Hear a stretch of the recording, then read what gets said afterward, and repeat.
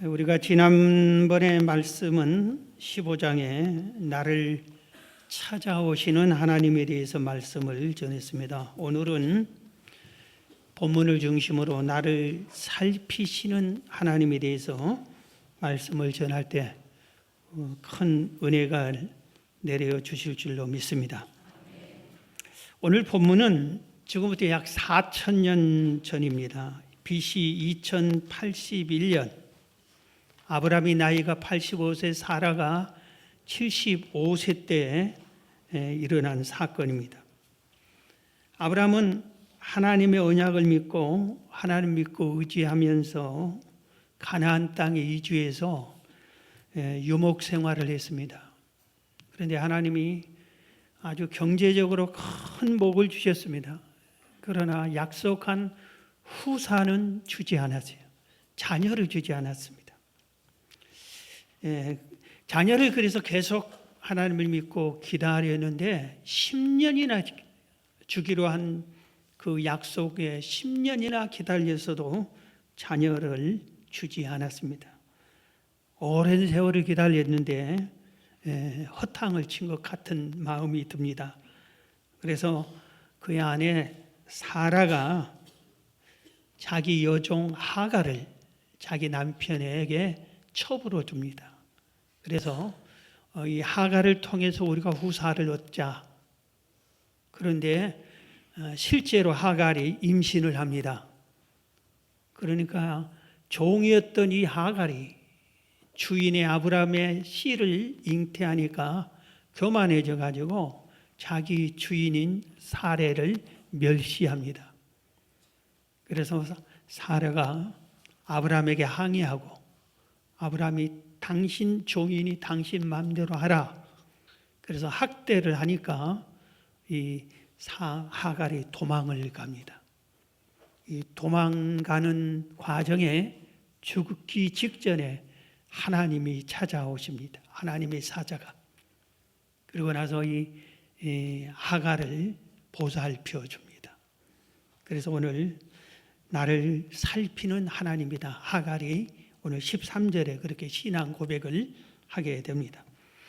오늘 본문에서 우리가 아주 정말 인생 살아가는데 귀한 교훈을 배웁니다.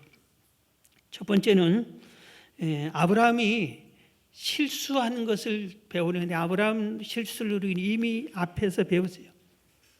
실수를 아브라함이 벌써 세 번째 실수를 합니다. 이 땅에 완벽한 사람이 없다고 그랬어요. 성경 야고보서 3장 2절에도 우리가 다 실수가 많다. 바울이 한 말이에요.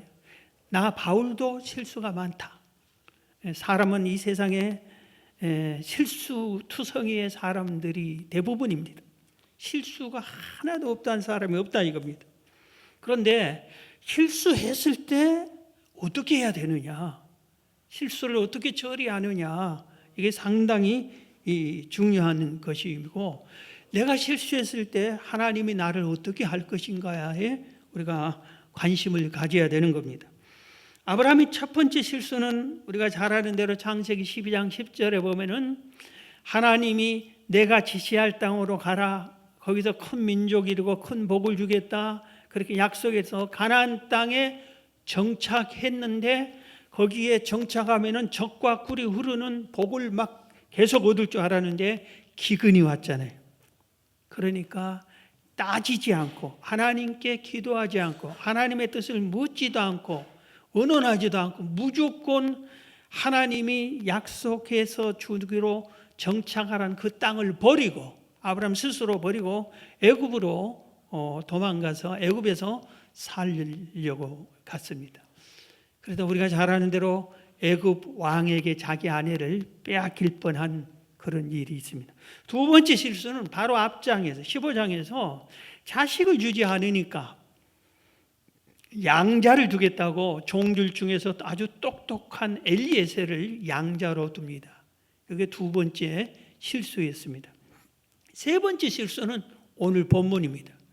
자식을 주기로 해서 자기 나이가 75세 때 언약을 받았는데 10년이나 기다렸는데도 주지 않아요. 그래서 이번에는 첩을 두는 것, 이것이 아브라함 일생의 또 큰 실수가 되고, 이것 때문에 그 후손들이 싸우는데 지금도 싸우고 있는 것을 우리들이 알 수가 있습니다.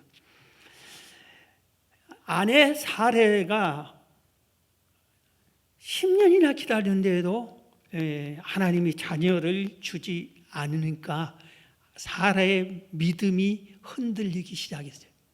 하나님이 나에게 자녀를 주지 않으려는가 보다. 내게 뭐 경수가 끊어진지도 모르고 나는 완전히 늙었고 더 늦기 전에 방법을 해결해야 되겠다. 세상 사람들이 이럴 때 그 시대는 일부 다처제의 시대였어요. 아무나 능력 있는 사람은 자기 아내를 열어두어도 아무도 타다지 않았어요. 그러니까 하나님을 바라보는 게 아니라 세상을 바라보고 세상 사람들처럼 우리도 하면 되지 않느냐. 그래서 젊고 건강한 첩을 두어서 그를 통해서 후사를 얻자. 우리 감을 이어받자. 이 많은 재산과 이 많은 영광을 대를 물려줘야 할 거 아니냐. 그런데 우리는 후사가 없다. 그래서 생각하는 것이 세상 사람들처럼 첩을 두기로 해서 자기의 여종 하가를 자기 남편에게 주기로 한 겁니다. 그래서 여보 이랬다가는 지금 당신도 늙고 나도 늙고 우리에게서는 기댈 것이 없으니 하가를 첩으로 드릴 테니 첩을 두세요. 그리고 거기서 우리 후사를 얻읍시다. 그렇게 합니다. 이때 아브라함이 마음이 흔들려서 그렇게 하고 맙니다. 오늘 이런 때에 우리가 깨달아야 할 것은 바로 이 앞에서 하나님께서 아브라함에게 엘리에셀을 양자로 두었습니다. 그렇게 하겠습니다. 우리 후사 삼겠습니다 할 때 안 된다 하고 분명히 하나님이 말씀하셨어요. 창세기 15장 4절에 보면은 여호와의 말씀이 그에게 임하여 이르되 그 사람이 내 상속자가 아니다. 엘리에셀이 양자로 두는 것이 아니다. 내 몸에서 날 자가 내 상속자가 되리라.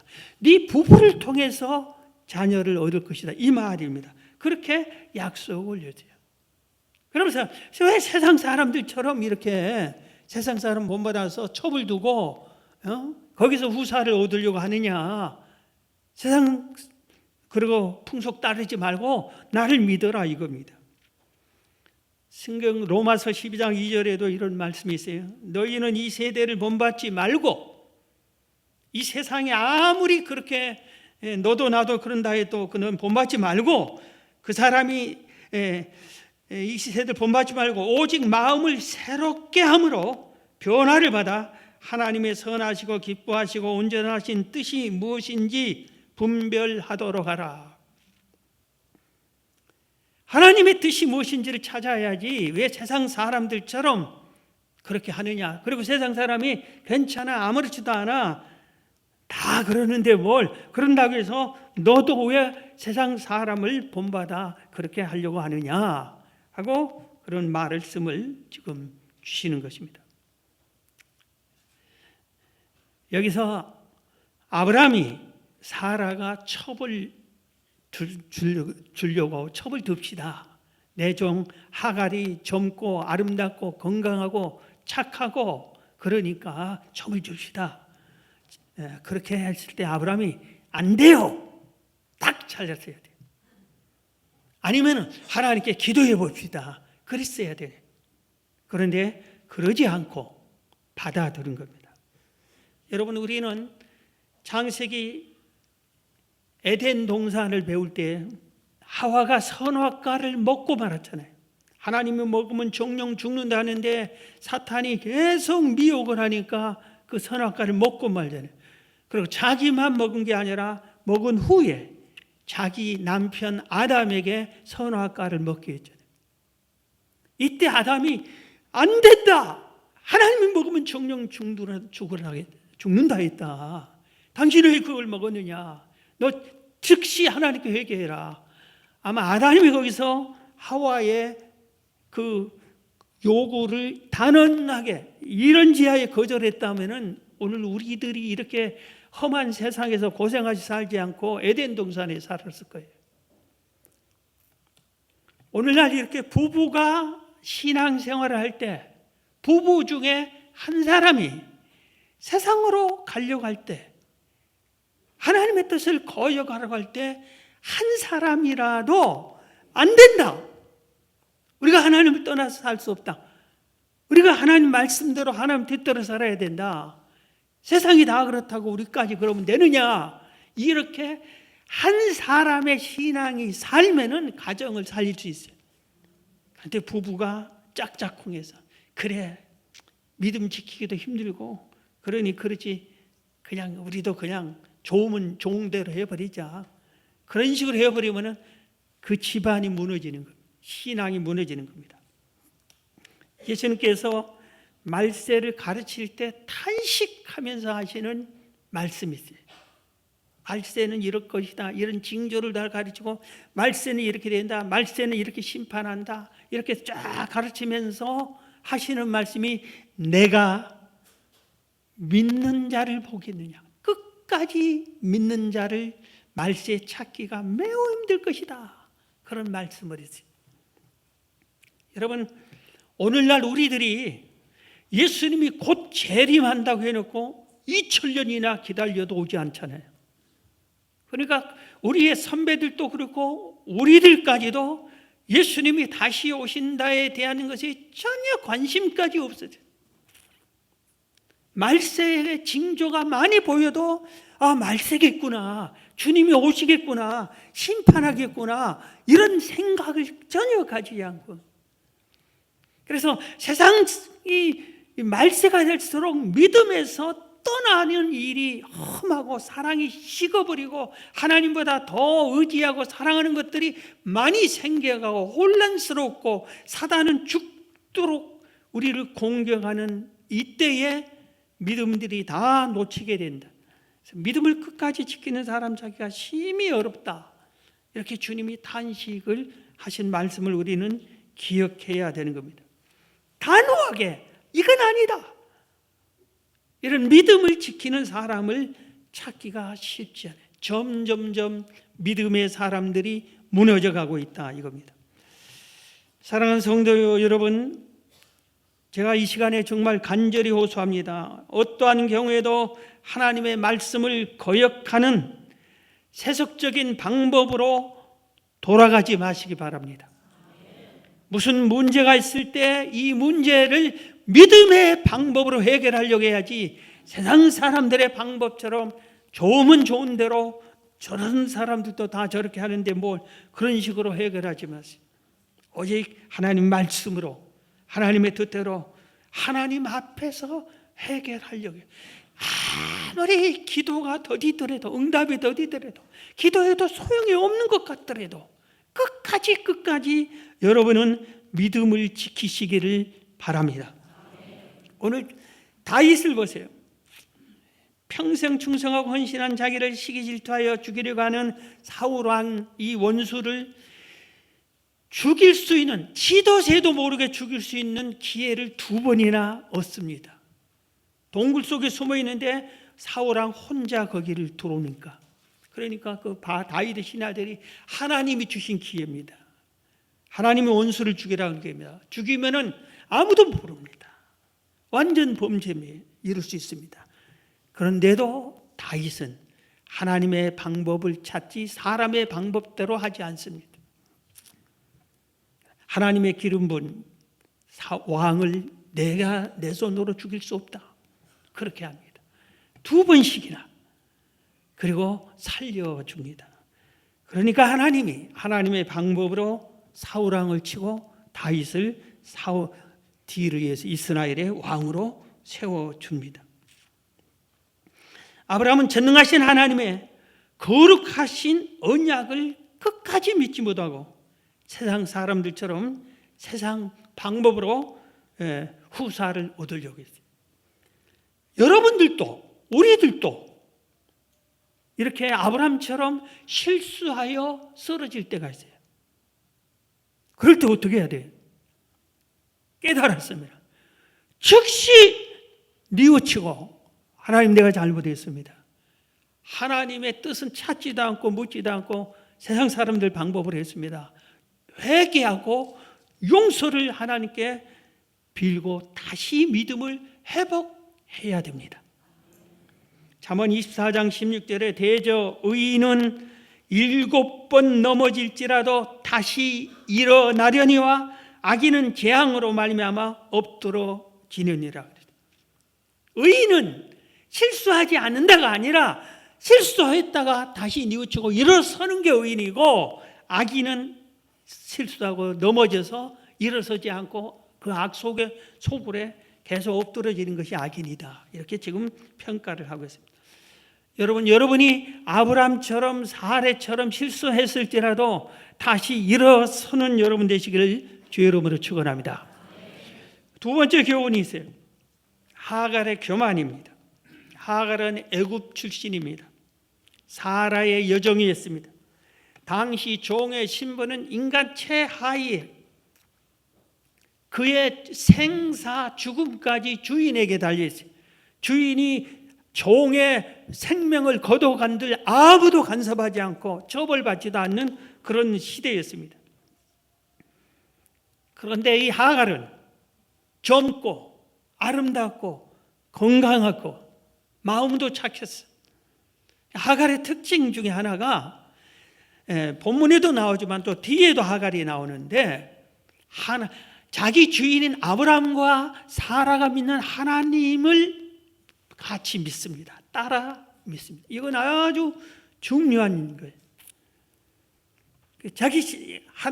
우리 주인님이 이렇게 큰 복을 하나님으로 받았는데 하나님이 주신 복이구나. 나도 하나님 믿어야 되겠다. 아마 그랬을 거예요. 그래서 이 많은 종들 중에서 사라가 이 하갈을 택해서 내 몸종이 되라. 그리고 개인 종으로 사용을 하고 있었다 이겁니다. 그러다가 지금 사라가 첩으로 이렇게 올려준 겁니다. 종이 갑자기 신분이 첩이 된 겁니다.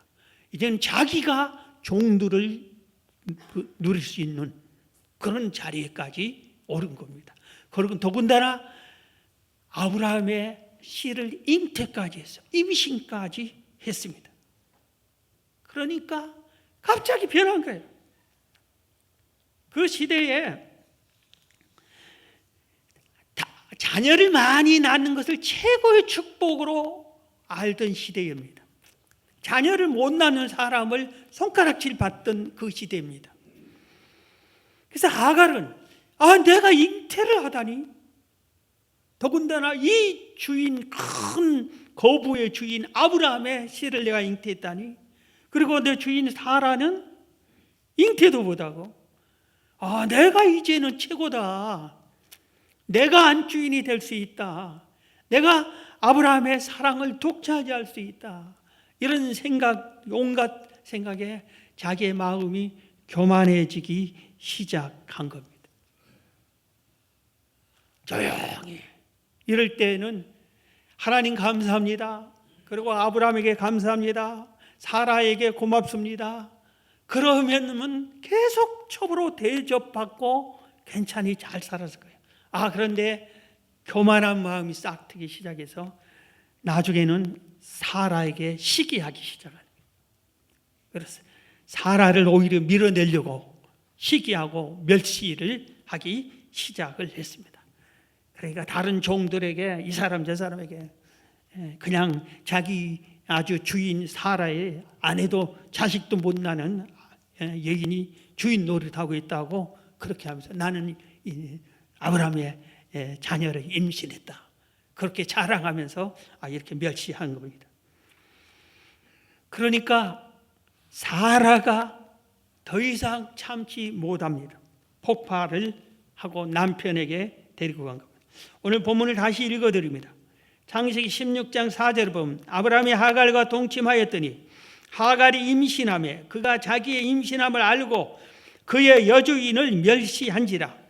사레가 아브라함에게 이르되 내가 받는 모욕은 당신이 받아야 옳도다. 내가 나의 여종을 당신 품에 두었거늘 그가 자기의 임신함을 알고 나를 멸시하니 당신과 나 사이에 여호와께서 판단하시길 원하노라. 아브라함이 사라에게 이르되 당신의 여종은 당신의 수중에 있으니 당신의 눈에 좋은 대로 그에게 행하라 하며 사라가 하갈을 학대하였더니 하갈이 사라 앞에서 도망하였더라.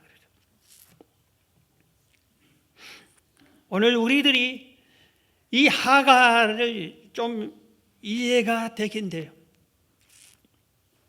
우리들도 아주 힘들고 어려웠던 내가 갑자기 출세를 하거나 갑자기 거부가 되거나 갑자기 높은 벼슬을 얻거나 하면은 사람이 싹 변해버리고 거만해지고 교만해지고 아주 그런 것을 우리가 흔히 볼 수 있고 우리도 그럴 수 있어요.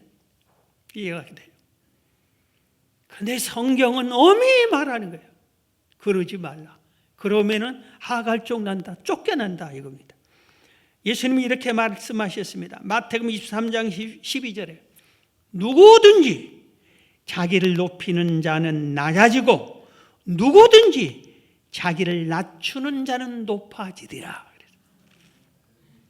자기를 높이는 자는 낮아지고 낮추는 자는 높아진다 이겁니다.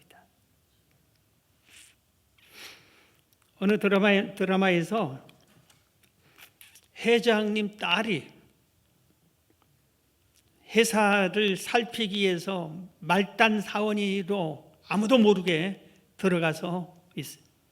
말단 사원이 신입 사원이 들어오니까 바로 위에 있는 팀장, 계장, 이런 대리 이런 사람들이 막 아주 혹독하게 인간 모욕을 주고 시키지 않아를 시키고 막 이렇게 합니다.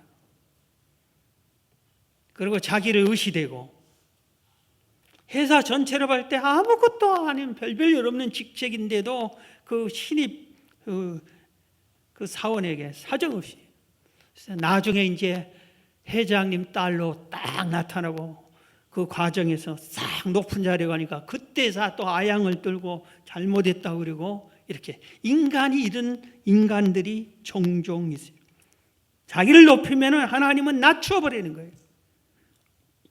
잠언 16장 18절 이하에 교만은 패망의 선봉이요 거만한 마음은 넘어짐의 앞잡이니라. 겸손한 자와 함께하여 마음을 낮추는 것이 교만한 자와 함께하여 탈취물을 나누는 것보다 나으니라. 사람들이 교만한 사람이 있고 겸손한 사람이 있는데 그 나머지 사람들 중에서 겸손한 자하고 같이 해야 되는데 교만한 자하고 같이 하는 데는 탈취물을 나누어 먹기 위해서 뭔가 부스러기 콩가루라도 얻어먹기 위해서 내게 뭔가 유익이 얻으려고 그러려고 그렇게 교만한 자와 함께한다. 그걸 지금 성경은 말하고 있습니다. 하갈은 스스로 자기에게 차지한 복을 발로 차버린 꼴이 된 겁니다. 아브라함의 첩으로서 누렸던 모든 영광과 모든 권한을 박탈당하고 말았습니다.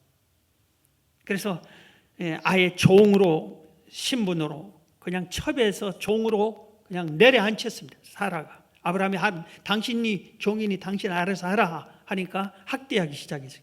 그러니까 종이 되고 말았어요. 그래서 우리도 우리 자신의 신분을 잘 알아야 돼요. 아무 데서나 함부로 막 그냥 교만한 척하고 좀 나서려고 하고 거만한 척하고 안 척하고 함부로 그러지 마세요. 우리의 본분, 우리의 처지를 잘 알아야 됩니다. 예수님을 본받아야 되잖아요. 예수님은 아버지 하나님과 아들 하나님이신 예수님은 동등하시다고 그랬어요. 그럼에도 불구하고 아버지 하나님이 아들 하나님 예수님에게 네가 이 땅에 내려가라. 그리고 네가 온 인류를 대신해서 죽어주라. 죄값으로 대속의 제물이 되라 할 때에 죽기까지 복종하셨어요. 그래서 우리도 그렇게 내가 저 사람과 동등한 사람이나 저 사람이 할 때 그냥 복종할 줄도 알아야 된다, 이것입니다. 여러분, 사람을 함부로 차별하지 마시고 멸시하지 마시기 바랍니다. 왜냐하면 그 사람이 하나님의 창조품이에요.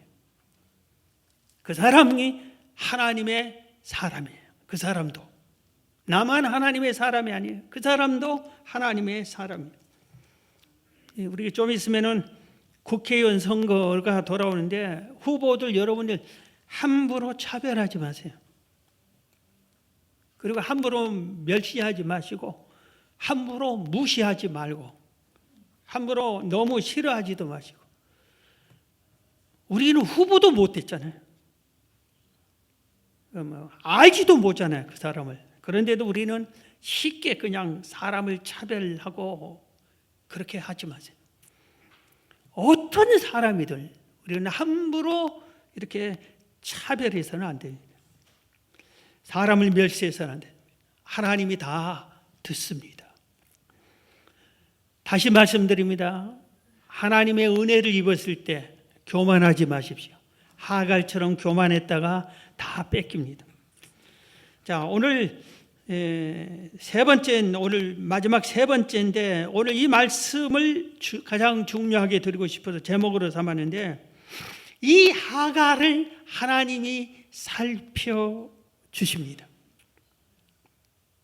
하갈은 사라의 학대를 피해서 광야로 도망갔어요. 자기 고국인 애굽으로 가기 위해서 애굽으로 가는 광야, 술 광야를 지날 때요. 그런데 지금 하갈은 어때요? 혼자 몸이 아니잖아요. 임신했잖아요. 임신한 몸이 얼마나 걷기가 힘들겠어요. 이런 차를 타고 움직이는 것도 힘든데 거기 광야길에 떼약볕에 험한 돌짝판에 마실 물도 없고 먹을 것도 없고 홀몸도 아닌데 광야의 사방에 무서운 짐승들이 위험한데 힘들어 죽을 지경입니다. 그래서 하갈이 여기에는 안 넣어주면 뒷말을 볼 때 하나님 살려주세요, 살려주세요. 제가 잘못했습니다. 하나님 나를 불쌍히 여기주세요. 하나님은 내가 너무 죽게 생겼습니다. 그 고통을 하나님께 부르짖었을 거예요. 그래서 하나님이 여호와의 사자가 이때 죽기 직전에 있는 하갈에게 하나님의 사자가 나타납니다. 할렐루야. 우리가 볼 때 이 하갈이 좀 얄밉잖아요. 임신했다고 자기 주인을 배신하고 이렇게 잘 됐다 그럴 수 있잖아요. 그러나 하갈도 우리가 생각해 볼 때 하나님은 이 하갈을 버리지 않았어요. 하나님은 왜 하갈을 버리지 않았을까? 그러니까 우리가 생각해 보면은 하나님의 섭리가 있어요. 그리고 하나님이 하갈에게도 은혜를 베풀어. 하나님은 은혜가 있는 거예요. 그리고 하나님의 언약 중에 아브라함에게 네 후손이 별처럼 많게 해라. 그런데 이삭을 통해서는 구속사적인 구원의 후손으로 대를 잇고 이 후손에서 예수님이 탄생하고 첩을 통해서 놓은 그 자녀를 통해서 또 많은 아랍 족속, 터키족, 12방백 족속이 이 이삭의 후손에 얻는 족속보다 더 많은 족속을 또 이렇게 얻게, 하나님 언약이 네 후손이, 이쪽도 아브라함의 후손이라 이겁니다. 그래서 언약을 하나님이 이루어준 겁니다. 그리고 무엇보다도 하나님이 하갈을 살펴준 것은 하갈이 하나님께 기도했기 때문에 살려주세요, 살려주세요. 고통을 하나님께 간구했기 때문입니다. 하나님의 사자가 나타나서 오늘 본문에 보면은 8절에 보면은 7절에 여호와의 사자가 광야 샘물결 술길 샘 곁에서 그를 만나 이르되 사라의 여종 하갈아 내가 어디서 왔으며 어디로 가느냐 그렇게 물어봅니다. 하나님의 사자가 하갈에게 뭐라고 부르냐면 하갈아 하갈아 그렇게 부르지 않았어요. 뭐라고 불렀어요? 사라의 여종 하갈아 그런 겁니다. 너는 누군지 아느냐? 너는 하갈이 아니야. 너는 사라의 종이야. 사라의 종 하갈아. 이렇게. 너는 왜 그런데 그 종의 신분을 버리고 교만해 가지고 네 종을 배신하고 멸시에다가 이 벌을 받느냐 이겁니다. 그러니까 하갈이 뭐라고 8절 하반절에 대답했어요? 즉시 깨달은 거예요. 나 사라입니다. 하갈입니다. 임신한 하갈입니다. 날 좀 살려주세요. 그런 게 아니라 내 여주인 사례를 피하여 도망가나이다. 내 여주인, 내 종 하갈입니다. 이렇게 얘기해요. 하나님도 하갈아 하지 않고 사례의 종 하갈아 했고, 하갈이 아차 깨닫고 사라의 종 하갈입니다. 그런데 그 주인님이 나를 학대하니까 도망가고 있습니다. 그런데 그 원인 제공은 제가 했습니다. 회개하고 뉘치는 그런 내용의 대목이 됩니다.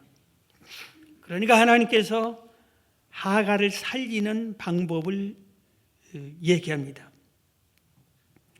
9절에 보면은 하나님이 사자가 하갈에게 다시 돌아가라, 네 주인에게 돌아가라, 그렇게 얘기합니다. 돌아가라. 그리고 다시 돌아가라는 이 속에는 네가 너의 인생의 복을 받으려면 네 복에 아브라함과 사라에게 내가 복을 주었다.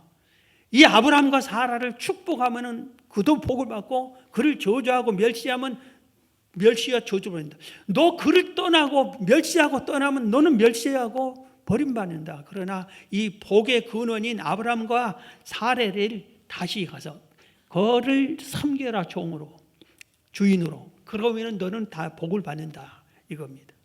그러면서 그 뒤에 약속을 해줍니다. 네가 돌아가면은 네가 아들을 낳을 것이다. 임신했으니까 아들이다.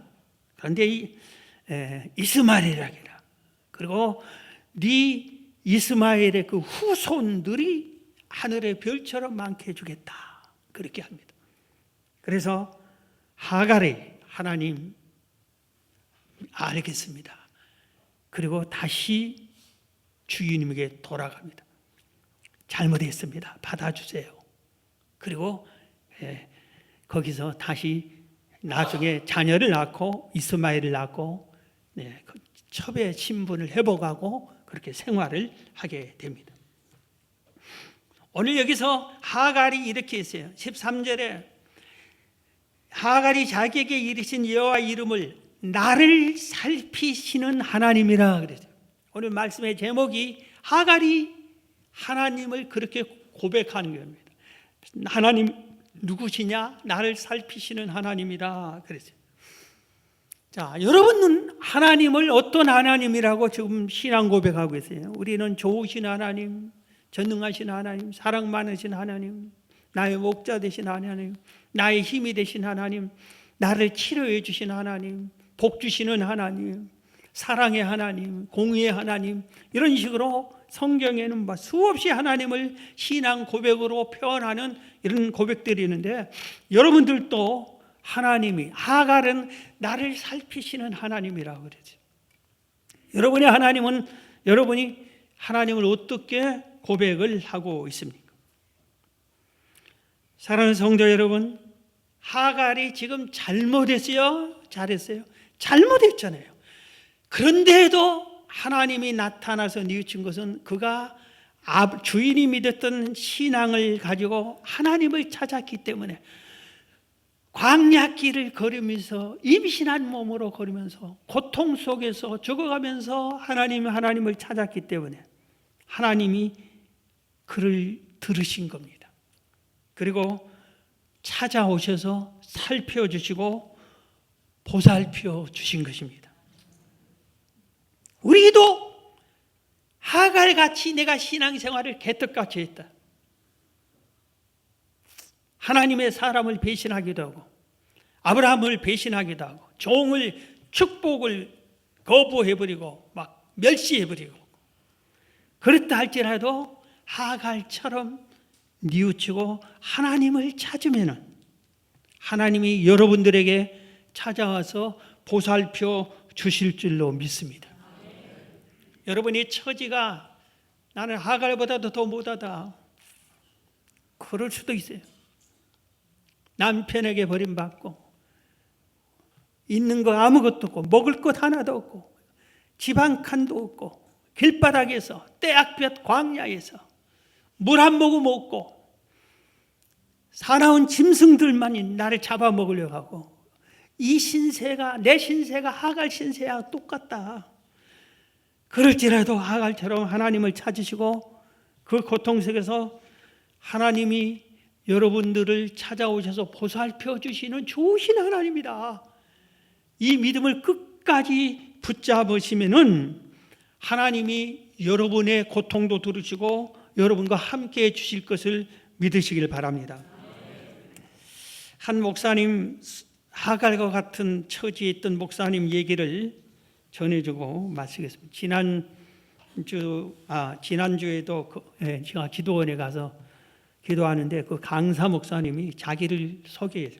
안산 빛락교회, 지금 안산에 있는 교회 이름이 빛락교회, 유재명 목사님, 안산에서 이 손가락 안에 든 큰 교회 목사님. 그런데 이 목사님이 정말 인생이 하갈 같아. 내가 볼 때 그래요. 그분은 하갈 같다는 표현을 안 썼어요.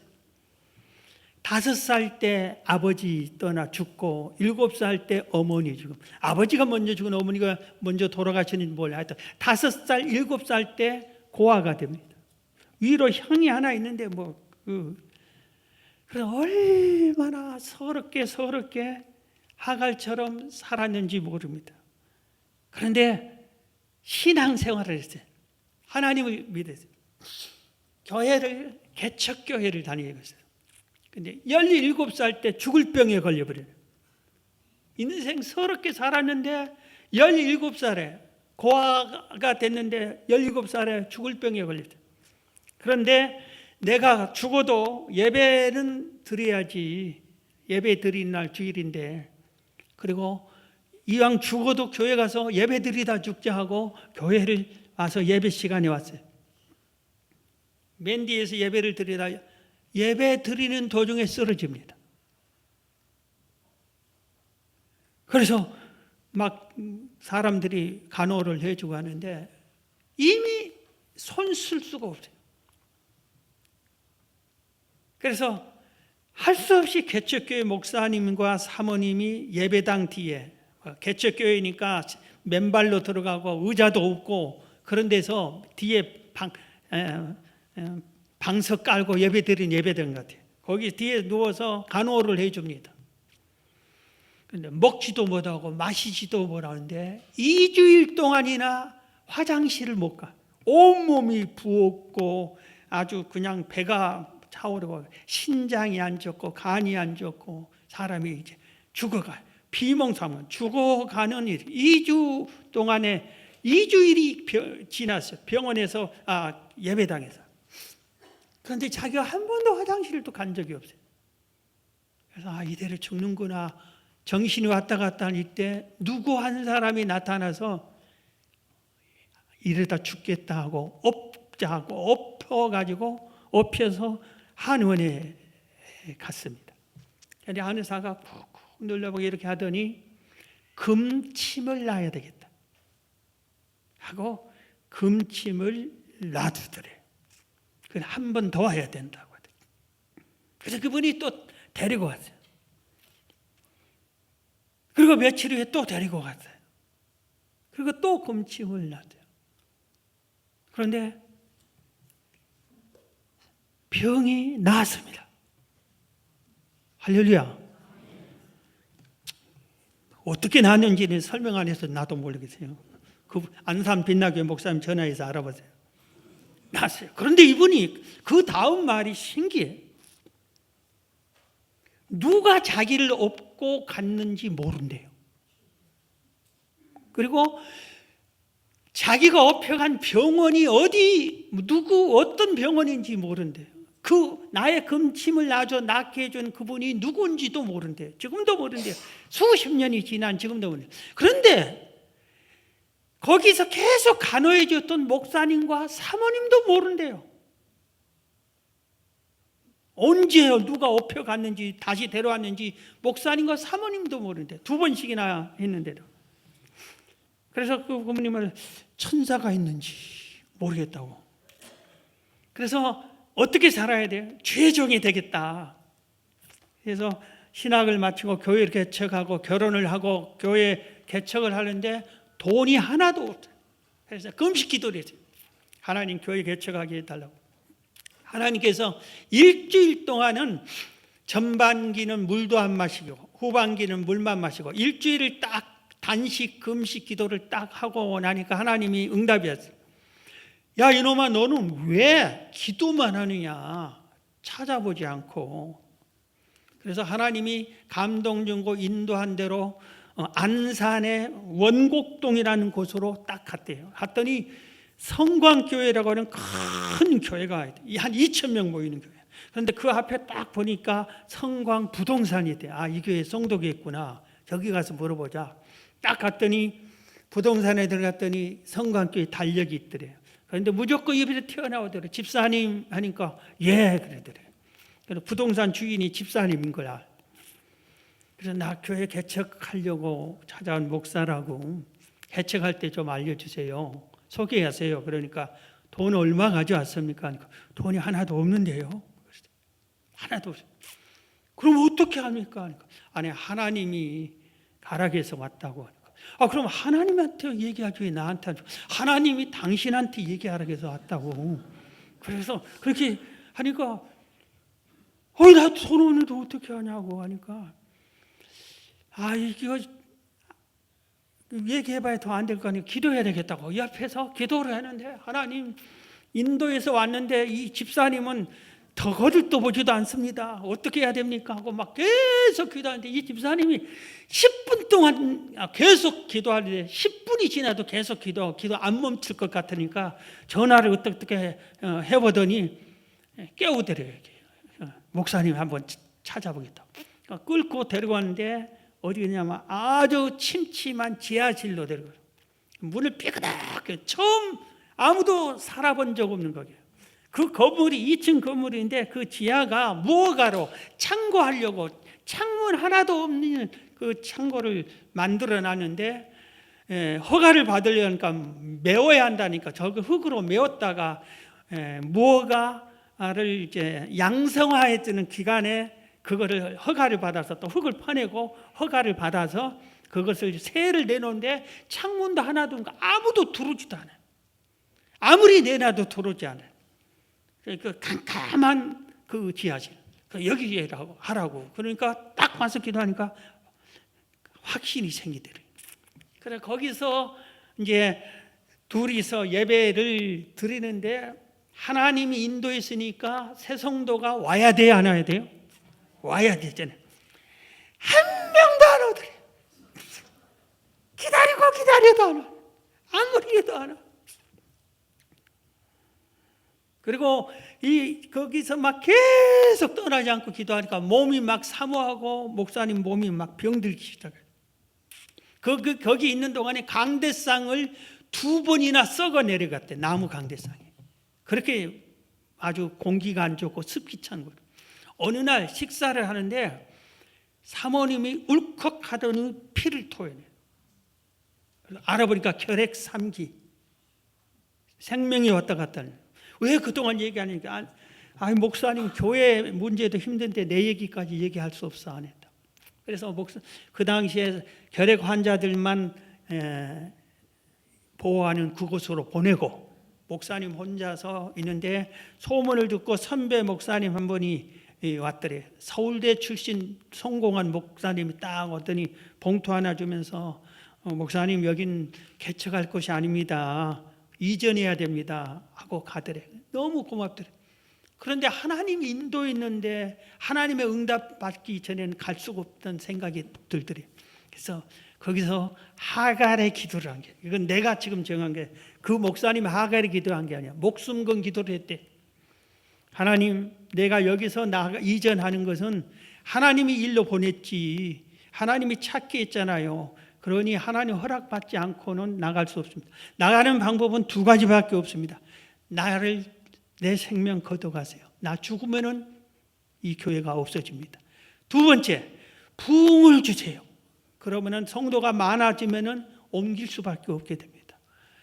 그래서 두 가지를 가지고 막 축전하자 기도했더니 하나님이 성도들을 보내주기 시작했어요. 차고 넘쳐. 예배당 옮기고 또 옮기고 건축하고 또 건축하고. 이렇게 해서 지금은 안산에서 이 손가락 안에 드는 큰 교회로 수천 명이 모이고 수천 평이 되는 교회.